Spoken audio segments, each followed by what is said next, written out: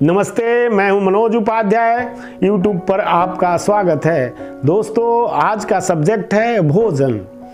खान पान के बारे में हम बहुत कुछ सुनते हैं लोगों से।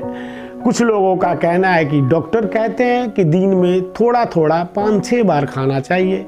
कुछ लोग कहते हैं नहीं, सिर्फ 2 ही बार खाना चाहिए, कोई 1 बार ही खाते हैं। तो ये खाना खाने के जो हमारे तौर तरीके हैं, हम उस पर गंभीर नहीं हैं। ये हमारा खुद से के प्रति सीरियस नहीं होने का प्रमाण है। खान पान में भी हम क्या खा रहे हैं, उससे हमें कौन सी ताकत मिलेगी, ये आपके दिमाग में तो होना ही चाहिए। फिर उस खाने के पीछे अर्थ है, और वो खाना जो आप खा रहे हैं, सिर्फ खा रहे हैं, खाने वाली चीज़ें इसलिए खा रहे हैं, स्वाद अच्छा लग रहा है इसलिए खा रहे हैं, उसके पीछे आपको क्या प्राप्त हो रहा है इसकी जानकारी आपको नहीं है, तो वो गलत है। कहीं ऐसा तो नहीं आप जिसे ताकत का सामग्री समझते हैं, ताकत का जिसे के लिए आप भोजन कर रहे हैं, कहीं ताकत की जगह आपको आपके शरीर में जहर तो नहीं जा रहा। कभी इन सारी चीज़ों पे भी सोचनी चाहिए। देखिए दोस्तों, कोई भी इमारत आपको मजबूत बनानी है तो उस इमारत में जो लगने वाले मटेरियल्स हैं वो एकदम मजबूत होने चाहिए। मजबूती से मेरा मतलब 1 नंबर के होने चाहिए, मतलब ढंग के आप बढ़िया 1 नंबर मटेरियल्स, बालू, सीमेंट वगैरह वगैरह डालते हैं, जो मसाला तैयार करते हैं इमारत बनाने के लिए, वो 1 नंबर के हैं, तो आपका इमारत निश्चित रूप से मजबूत होगा। उस तरह से ही हमारे खान पान का हिसाब किताब है। एक्चुअली में ये अन्नमय कोश है, अन्नमय कोश है हमारा शरीर, अन्न से ही बना है हमारा शरीर। तो ये धरती से जो भोजन और पानी हमें प्राप्त होता है, जो अनाज और पानी प्राप्त होता है, उससे ही ये शरीर का निर्माण हुआ है। तो फिर हमें तो बिल्कुल इस बात का ख्याल रखना चाहिए कि हम खा क्या क्या रहे हैं और खाएं कैसे। अब देखिए, विदेशों में कुछ यूरोपियन कंट्रीज़ में, वेस्टर्न कंट्रीज़ में, वहाँ जहाँ रोटी लोग ज़्यादा खाते हैं, तो डायबिटीज़ के मरीज़ अगर वहाँ डॉक्टरों के पास जाते हैं, जिनको चीनी की बीमारी हो गई है, तो वहाँ डॉक्टर कहते हैं कि रोटी छोड़ दो, चावल खाओ। बिल्कुल उल्टा हमारे यहाँ भात चावल लोग ज़्यादा खाते हैं, तो यहाँ डॉक्टरों के पास डायबिटीज़ के पेशेंट जाते हैं, मरीज़ जाते हैं, तो डॉक्टर यहाँ उन्हें नसीहत देते हैं कि आप भात छोड़ दो, चावल छोड़ दो, राइस खाना छोड़ दो और रोटी खाओ। बिल्कुल अलग अलग। तो ये दोस्तों, ये समझने की दरकार है। विभिन्न परिस्थितियों में आपको जलवायु, तापमान, वहाँ का प्रत्येक चीज़ के ऊपर असर पड़ता है खान पान के। तो देखिए, यही आप यहाँ डायबिटीज़ के मरीजों को भात राइस डॉक्टर बिल्कुल मना करते हैं, वहीं वेस्टर्न कंट्री में डायबिटीज़ के मरीजों को डॉक्टर भात खाने को बोलते हैं और रोटी को मना करते हैं। बिल्कुल उल्टा। तो देखिए, ये कोई एक सटीक पैमाना नहीं है, कोई फिक्स नहीं है, कोई स्थायी नहीं है कि आप ये होना ही चाहिए। इसलिए देखिए, आप अगर आपको अच्छा लगे तो दिन में 5-6 बार थोड़ी थोड़ी खा कर देखें। अगर वो सूट नहीं करता तो फिर 2 बार खा करके देखें। देखिए, ये एक्चुअली में होता क्या है कि हमारे शरीर का स्वभाव, हमारे शरीर की प्रकृति, अब किसी किसी में वात प्रकृति होती है, वात प्रकृति होती मतलब गैस होना, और किसी किसी में पित्त पर, ये तो सब में होते हैं पित्त प्रकृति। अपने प्रकृति को जानना पड़ता है कि वात प्रकृति है कि पित्त प्रकृति है। अगर वात प्रकृति है तो आपको मतलब पकाए हुए सब्जियां खाना चाहिए, पकाए हुए सब्जियों को खाना चाहिए। अगर पित्त की समस्या है, पित्त ज़्यादा शरीर में पैदा होता है, तो वहाँ आपको खाने में फिर गैप भी नहीं होने चाहिए कि जैसे 2 टाइम सुबह खाया फिर रात को खाया, फिर आप रोगी होंगे। मतलब जहाँ पित्त की समस्या है, पित्त की प्रकृति है, पित्त जिसे ज़्यादा कफ निकलते हैं, उनको गैप खाने में नहीं होने चाहिए, फिर वो तरह तरह की बीमारियों से बीमार होंगे।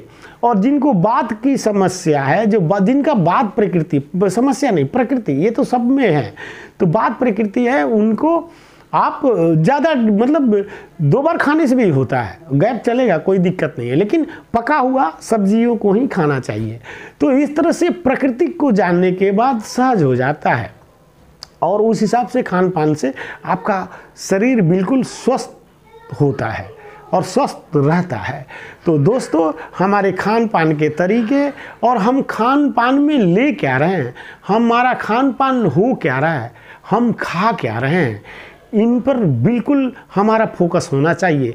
तब जाकर के हम अपने एक स्वस्थ शरीर की कल्पना कर सकते हैं। आज अन्यथा आप आज के डेट में देखें तो मैं समझता हूँ 80% लोग दिखने में स्वस्थ लगते हैं, लेकिन किसी न किसी रोग से पीड़ित हैं या रोग की तरफ अग्रसर हैं। तो दोस्तों, ऐसा नहीं है जो रोगी है वही मरेगा, जो स्वस्थ है वो भी मरेगा। रोगी लाइन में आगे खड़ा है, पंक्ति में आगे के नंबरों में है, और स्वस्थ पीछे के नंबरों में, फ़र्क इतना ही है। लेकिन आप स्वस्थ रहेंगे तो सभी चीज़ों का आनंद लेंगे। जब आपके दांत थे तो आपके पास खाने के लिए बादाम नहीं थे, अभी आपके पास खाने के लिए बादाम हो गई, आपकी क्षमता हो गई तो दांत नहीं है। तो क्या करें, इंतज़ार तो करना ही पड़ता है। जब समय आपका भी आएगा, मेरा भी आएगा, समय आएगा तब खा लेंगे, कोई दिक्कत नहीं। लेकिन अभी जो समय है उस हिसाब से तो हम खा ही सकते हैं। अब हम क्या खाते हैं, रोटी खाते हैं, चावल खाते हैं, रोटी खाते हैं, आलू खाते हैं, टमाटर खाते हैं और बैगन खाते हैं। यही खाते हैं, सिर्फ स्टार्च ही स्टार्च के अलावा कुछ नहीं मिलता इसमें। और बैगन, यहाँ तक कि ज़्यादा बैगन आप खाएं तो टॉक्सिन बढ़ जाती है आपके शरीर के अंदर, टॉक्सिन बना देता है, मतलब बिल्कुल जहरीला है। यूँ तो कहें, पहले बुजुर्गों ने, बुद्धिजीवियों ने बैगन को निषेध कर रखा है। हमारे देश में बैगन निषेधित है, मतलब बैगन में कोई दम नहीं है, बैगन सचमुच बीमार चीज़ ही है। तो ऐसे लोग बैगन ज़्यादा खाते भी नहीं है जिनको स्किन डिजीज़ हो या कुछ पाया ही नहीं जाता। टमाटर कुछ पाया नहीं जाता, कुछ खास नहीं पाया जाता। चावल, ये सभी स्टार्च ही स्टार्च हैं। ये खाने से आपको कुछ पौष्टिकता मिलता नहीं, इससे ताकत होगी नहीं, आप तंदुरुस्त होंगे नहीं। खान पान, अब देखिए गाजर है, कद्दू को तो हम भूलते ही जा रहे हैं। कद्दू में कितना प्राण है, कद्दू कितना ताकतवर है। कद्दू का रस बनाकर पी लो, कद्दू की सब्जी बनाकर पी लो, खा लो। कद्दू के प्रत्येक चीज़, हलवा भी बनाते हैं। पहले हम गाँव में सुनते थे कि कद्दू मतलब लौकी।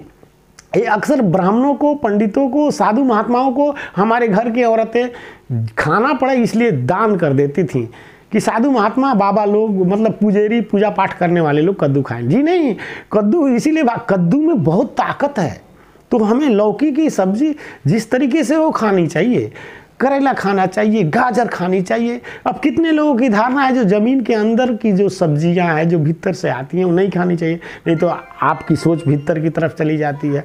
ऐसे ऐसे भी धारणाएं हैं। अब इतना बड़ा देश, इतनी तरह की लोगों में धारणाएं, इतनी तरह की विचारें, सब कुछ ना कुछ इस तरह से। लेकिन कुछ नहीं, यहाँ जीवन का एक ही सरल तरीका है, आपको स्वस्थ और दीर्घायु जीना है, जिंदगी में आनंद होकर जीना है, खुशियों के पल खुशी में जीना है। तो इसके लिए आपके खान पान से लेकर प्रत्येक चीज़ बिल्कुल आप सहज हो जाइए, सरल हो जाइए, आसान हो जाइए। खान पान भी आपका बिल्कुल उसी हिसाब से हो, एकदम सरल और सहज। बैगन ज़्यादा नहीं खाना चाहिए। बैगन को तो यहाँ तक जैन धर्म में बहुबीज कहते हैं लोग, और जैन लोग नहीं खाते बैगन। तो देखिए, इसका मतलब जरूर बैगन में अवगुण ही हैं। तो हम अपने प्रकृति के गुण, अवगुण, अपने प्रकृति के गुण, अणु के हिसाब से, गुण के हिसाब से खाने को हम प्राथमिकता दे सकते हैं। फिर बीमारी से दूर दूर तक हमारा कोई नाता नहीं होगा। तो दोस्तों, खाने पीने की चीज़ पर तो हम, और दोनों तरीके के, आप 4-5 बार खाकर भी देखें और 2 बार खाकर भी देखें। जो आपके शरीर को सूटेबल लगता है बस वैसा ही खाएं। न लोगों का कहना मत माने, डॉक्टर क्या कहता है, लोग क्या कहते हैं, वो अलग चीज़ है, उस पर ध्यान न दें। सिर्फ आप अपने ऊपर ध्यान दें। आपको जो सूट करता है उसे ही खाएं, जो सूट करता है जितना बार उतना बार खाएं, फिर आप स्वस्थ होंगे। लेकिन ये इस बात का ध्यान भी होना चाहिए, आपको 5-6 बार शूट करता है, ज़्यादा खाना खा करके 100 किलो के हो गए, वो नहीं, वो मेरा मतलब वो नहीं। शूट मतलब आप खाने के बाद आपको सही निंद्रा आए, सुपाच्य योग्य भोजन हो, आराम से पच जाए, आपको कहीं किसी तरह की परेशानी नहीं हो, आप जिससे शांति महसूस करें और उसमें प्राण भी हो, उसमें पौष्टिकता भी हो। जैसे कद्दू है, गाजर है, इन सारी चीज़ों में प्राण है, ये काफ़ी पौष्टिक भरे चीज़ हैं। इन सारी चीज़ों को खाएं तो निश्चित रूप से हमारा स्वास्थ्य उत्तम होगा। और जैसा हमारे बॉडी को सूटेबल होता है, अगर 4-5 बार खाना है तो 4-5 बार थोड़ी थोड़ी खाएं। अगर 2 बार ही सूटेबल होता है तो 2 बार खाएं, 1 बार ही सूटेबल होता है 1 बार खाएं। क्योंकि आपके शरीर के प्रकृति के हिसाब से ही भोजन आपके शरीर में पचता है। सब कुछ नेचर बहुत बड़ी चीज़ है दोस्तों, कभी भी याद रखिएगा, जीवन में नेचर और सिग्नेचर नहीं बदलते। नेचर मतलब स्वभाव और सिग्नेचर मतलब हस्ताक्षर। तो नेचर आपके शरीर का क्या है, आपको किन किन चीज़ों से एलर्जी है, जैसे डॉक्टर बताते हैं, उन सारी चीज़ों को नहीं खाइए। तो ये खाने से भी अगर आप जागरूक हैं तो पता चल जाता है कि जैसे मुझे सर्दी की एलर्जी है, मैं कोई मतलब एलर्जिकल कोई एलर्जी वाली चीज़ खा लूँ जो मुझे एलर्जी है, जिसे खाने से हो जाती हैं, तो मैं तुरंत मुझे एलर्जी हो जाती है, मुझे छींकें आने लगती हैं। तो इस तरह से सभी के कुछ ना कुछ हैं। तो उन चीज़ों को अगर आपको पता चल जाए कि किस खाने के बाद ये शुरू हो जाता है, उसको मत खाइए। यही सरल तरीका है। अन्यथा डॉक्टरों से जाकर लेबोरेटरी में चेक कराइए, पैथोलॉजिस्ट से, तो आपके ब्लड को चेक करके बोल देगा कि आपको किन किन खाने में एलर्जी है, उन चीज़ों को आप परहेज कीजिए, मत खाइए। तो इस तरह से सीधी सी बात है। तो सिर्फ अब अच्छा एक चीज़ और, अब वैज्ञानिकों का कहना है, डॉक्टरों का कहना है, आज के वैज्ञानिक क्या कहते हैं कि ऐसा ज़रूरी नहीं है कि आप कुछ और खाएँ। जो हमारे पूर्वज खाते आ रहे हैं, जो मेरे दादाजी खाए हैं, मेरे पिताजी खाए, मेरे दादाजी के पिताजी खाए, दादी माँ खाई, फिर दादी माँ की, मतलब इस तरह से जो हमारे पूर्वज खाते आ रहे हैं वो हमारे डीएनए में सेट हो गया है। कितने मज़े की बात है। वैज्ञानिक कहते हैं, आजकल वैज्ञानिकों का कहना है कि जो हम खाना खा रहे हैं, जो भोजन हम ले रहे हैं, वो हमारे पूर्वज जो भोजन लेते थे वो हमारे डीएनए में सेट हो गया है। इसलिए जो हमारे पूर्वज खाते आए हैं उसी के अनुरूप खाना खाएं, वही हमारे स्वास्थ्य के लिए सर्वश्रेष्ठ भोजन है। फिर वो अब उसमें खाने की आप टाइमिंग बना लें, लेकिन जो सर्वश्रेष्ठ भोजन वही है। आज ये वैज्ञानिकों का भी मानना है कि जो हमारे पूर्वज खाते आ रहे हैं उसी के अनुरूप खाएं। कोई रोटी खाता है, अब साउथ इंडिया में चले जाइए, वहाँ चावल ही खाते हैं, चावल और दही। दिन में भी खाएंगे, दोपहर में भी चावल दही खाएंगे, रात को भी चावल दही खाएंगे। तो सभी जगह, मतलब उधर जहाँ दक्षिण में चले जाएँ तो खाली भात का प्रचलन है, चावल का प्रचलन है। तो ऐसा नहीं है। अब जो अब चावल खा रहे हैं उनको रोटी खिलाओ, उनको दिक्कत शुरू हो जाएगी। जो खाली रोटी खा रहे हैं, जिनके पूर्वज रोटी ही खाते आ रहे हैं, वो आज चावल शुरू कर दे, अन्यथा और कुछ शुरू कर दे अथवा और कुछ, तो फिर उसे भी दिक्कत, रोग लग जाएगा, उसको भी किसी न किसी बीमारी का सामना करना पड़ेगा। तो जो खाता चला आ रहा है पहले से, सदियों से जो पूर्वज खाते आ रहे हैं उसके अनुरूप ही आप खाएं, वही भोजन आपके लिए सर्वश्रेष्ठ भोजन है। बस अब उसमें आप थोड़ा सा मात्रा जो स्टार्च जो ज़्यादा आप लेंगे, कार्बोहाइड्रेट ज़्यादा लेंगे, जो तो वो डायबिटीज़ होगा ही, ब्लड प्रेशर होगा ही।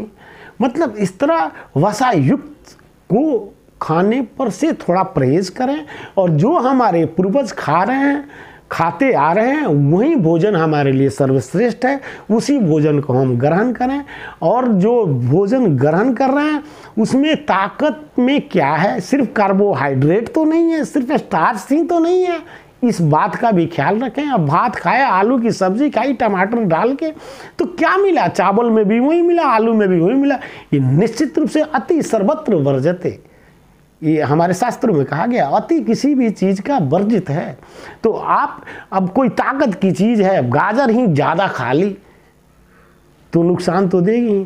तो जैसे अब भात, आलू की सब्जी ये सारी चीज़ें, टमाटर उसमें डली हुई है, ये सभी की सभी कार्बोहाइड्रेट और कुछ नहीं। वो खाने के बाद आपके शरीर में पौष्टिकता नाम की कोई चीज़ नहीं आती और थोड़ी सी आप एनर्जेटिक महसूस करते हैं और 25 किस्म की बीमारियों का भी उसमें बीज बो देते हैं। तो इसलिए दोस्तों, जो हमारे गार्जियन, जो पूर्वज खा रहे थे, वही हम खाएं, वही हमारे लिए श्रेष्ठकर भोजन है। अब आप अपने प्रकृति के हिसाब से कि आपको दिन में 3-4 बार खाना सूट करता है या 2 बार सूट करता है, ये आप खुद जो जैसा आपका बॉडी डिमांड करता है उस हिसाब से खाइए।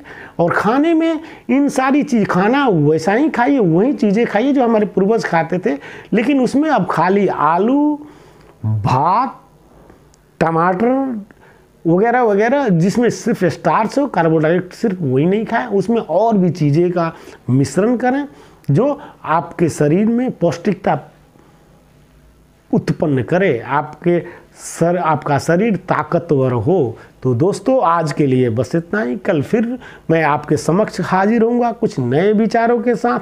तब तक दिया जाए मुझे इजाज़त। और एक बार फिर आज मैं आपसे अपील करता हूं कि कृपया मेरे चैनल को सब्सक्राइब करना ना भूलें। तो बहुत बहुत धन्यवाद दोस्तों। आज का दिन आप सबों के लिए शुभ हो।